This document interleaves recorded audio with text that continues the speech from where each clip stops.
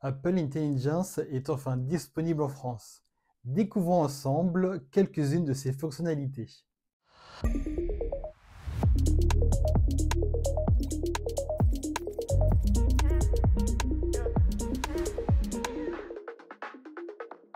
Apple a sorti la première bêta iOS 18.4 pour les développeurs, intégrant ainsi Apple Intelligence dans plusieurs langues, dont le français.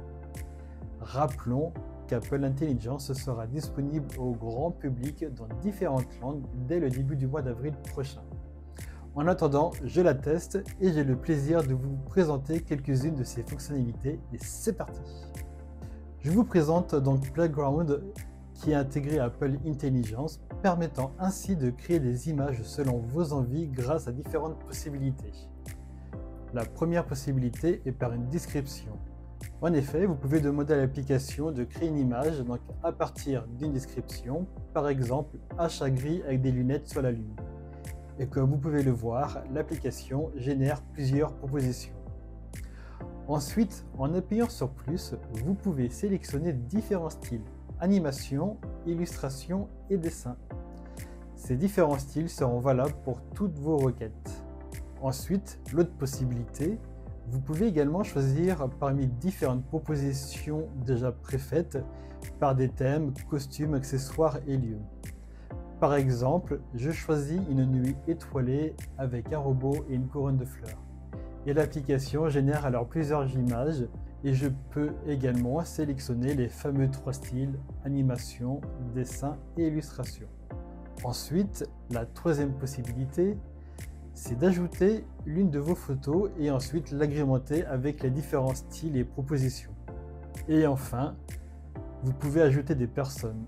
C'est la partie que je trouve la plus amusante mais pas encore parfaite car je vous la rappelle, nous sommes toujours en version bêta. Vous pouvez donc ajouter des personnes ou vous-même depuis vos images.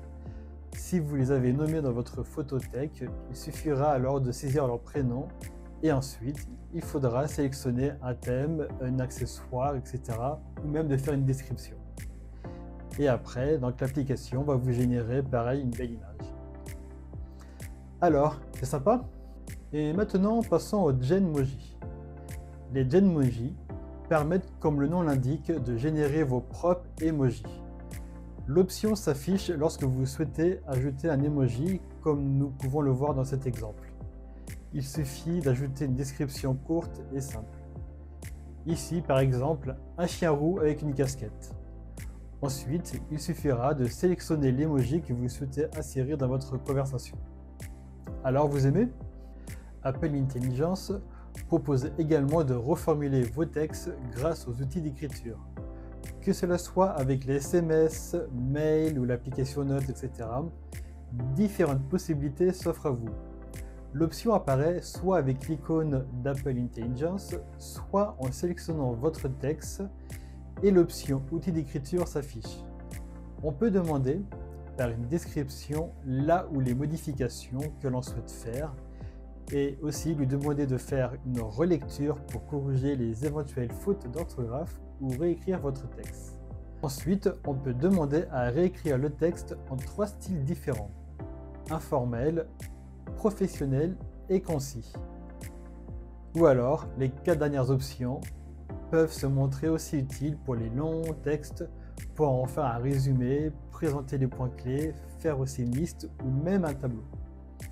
Concernant les résumés, cette fonction est valable pour les messages reçus et je la testerai très prochainement. Puis dans la partie rédiger, on peut s'aider directement de ChatGPT.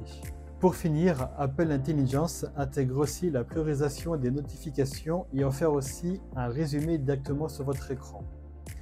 Je n'ai pas encore eu l'occasion donc de la tester, mais comptez sur moi pour vous en faire un retour très prochainement. Concernant Siri, la fameuse grande mise à jour tant attendue le rendant plus intelligent a été retardée. D'après les rumeurs, elle serait disponible à l'autre version, donc soit en 18.5. En attendant, nous pouvons voir son nouveau design lorsqu'on lui lance une requête. Et voilà, voici un aperçu des futures fonctionnalités qui seront disponibles à partir d'avril prochain. Et bien entendu, je continuerai de les tester et de vous les présenter au fur et à mesure. En attendant, Avez-vous déjà une ou des fonctions préférées? Pour ne rien rater, pensez à vous abonner à ma chaîne et à mettre des j'aime pour me soutenir. Et merci encore à vous d'être de plus en plus nombreux. Et on se dit alors à très très vite!